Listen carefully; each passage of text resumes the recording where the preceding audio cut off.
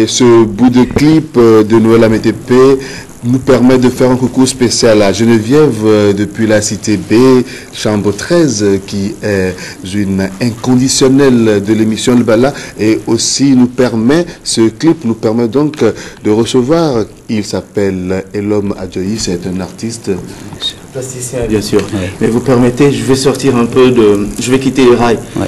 J'ai envie Gracia parce que... ne déraillez pas, s'il vous plaît. Oui, je déraille juste un tout petit peu. Oui. J'ai envie Gracia parce qu'auparavant, je me rasais la tête, quoi. Et quand je le vois aujourd'hui, j'ai envie de redevenir un peu plus sage. C'est normal.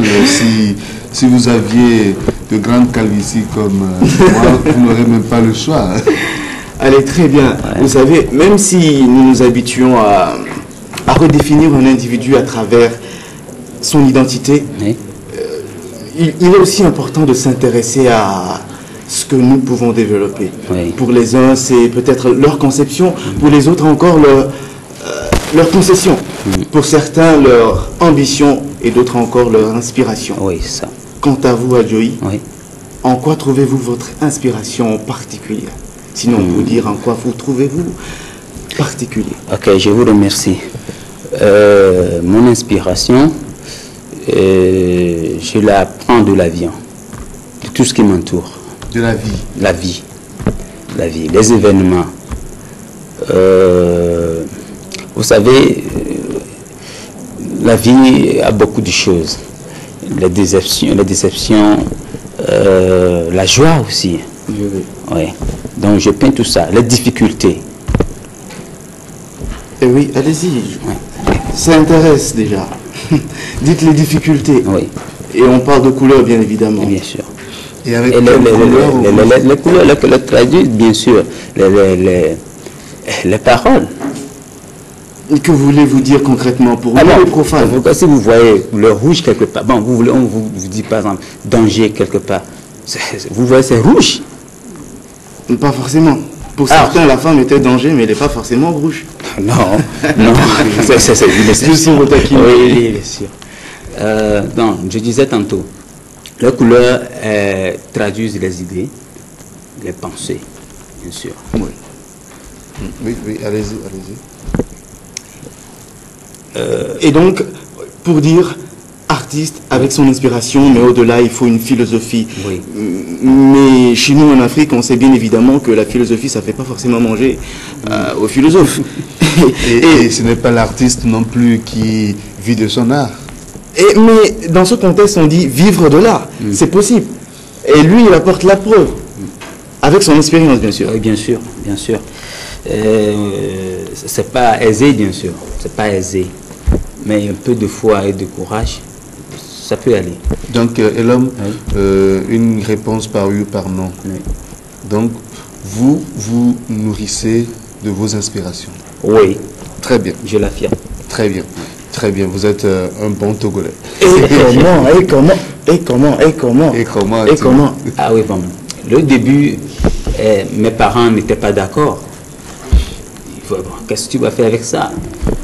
Mais j'aime tellement la chose que même lorsque j'étais à l'école, je prenais mes petits déjeuners pour pouvoir acheter les cartons pour faire le dessin. Et c'est comme ça que je pouvais pas, moi. J'ai évolué. Après, je suis rentré en apprentissage, c'est le salaire. Bon, après, c'est difficile d'aller voir n'importe qui avec les tableaux, qui te voit même.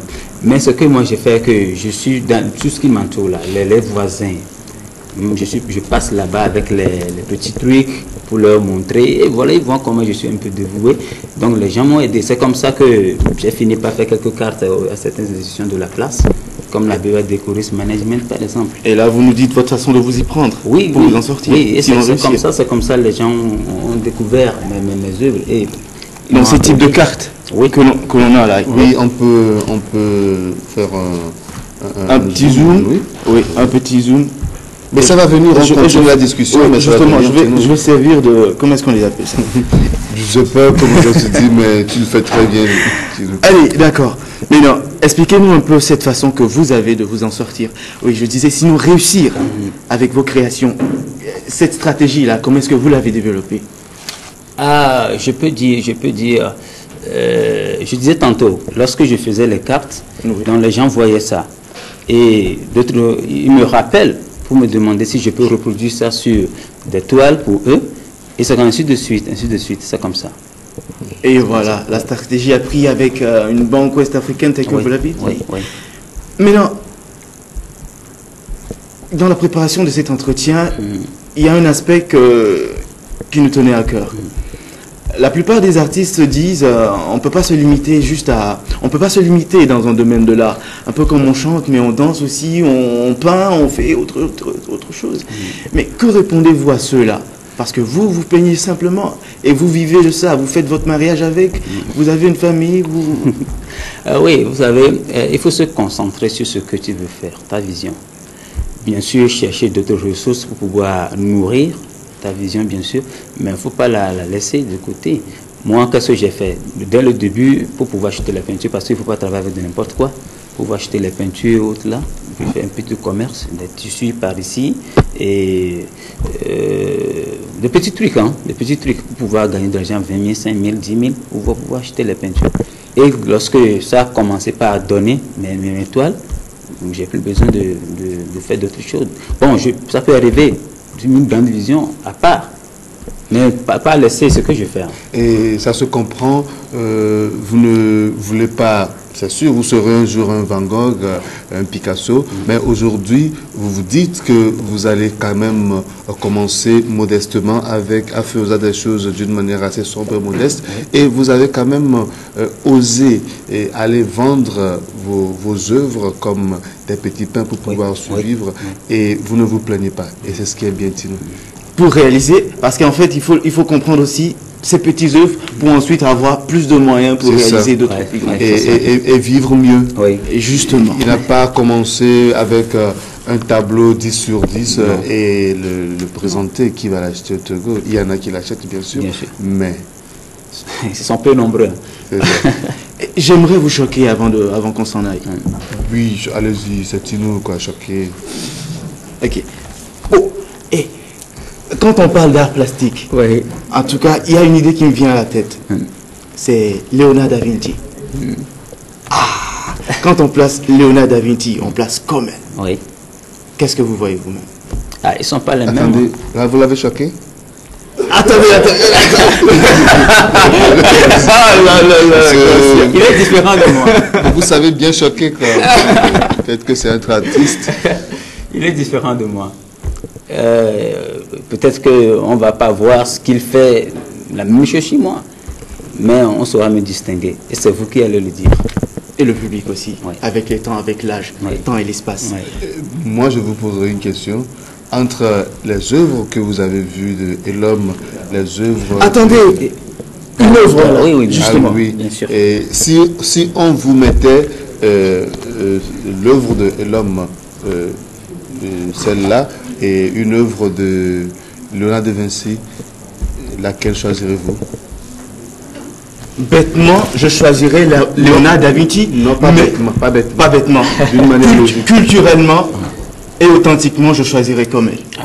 Et pourquoi bêtement vous choisirez? Bêtement parce que la société nous a imposé des styles classiques. Le français que nous parlons, nous devons Choco. Choco, ça veut dire? Ils comprendront ce qu'il Chocolat. Voilà à peu près. Et donc vous voyez, ça m'a donné une idée là. Non seulement donner un sens à sa vie, à son existence, faire un peu comme un ordinateur qui programme. Parce que dans votre idée, il faut une planification. Il faut planifier pour réaliser son inspiration. Alors répondez à ceux qui disent on réussit mieux avec les improvisations. Dites, vous savez, la meilleure improvisation, c'est celle qui a été préparée d'avance. Eh ben oui, au-delà de l'inspiration. C'est vrai. Là, c'est de la récup, c'est quel type d'art? Qu'est-ce que ce tableau veut dire? Ça, c'est un tableau abstrait. Abstrait. Oui. J'étais en train de pêcher en fait quand j'ai intitulé ce tableau l'interdépendance. L'interdépendance. Bon, vous savez, il y a un poisson qu'on appelle le poisson nettoyeur, juste parce qu'il mange les déchets qui sont sur le corps d'autres poissons. Vous voyez? Donc, en même temps, l'autre là, lui, il est propre. Et l'autre, lui, il est rassasié. C'est lui l'interdépendance. Et on peut dire, pour vous dire merci, rien ne se perd, Rien ne se crée, tout se transforme. Et c'est qui l'a dit? Lavoisier. Et savez-vous qui a dit le moustique, c'est un vampire. Il ne peut pas manger des oranges, il ne peut que boire le sang.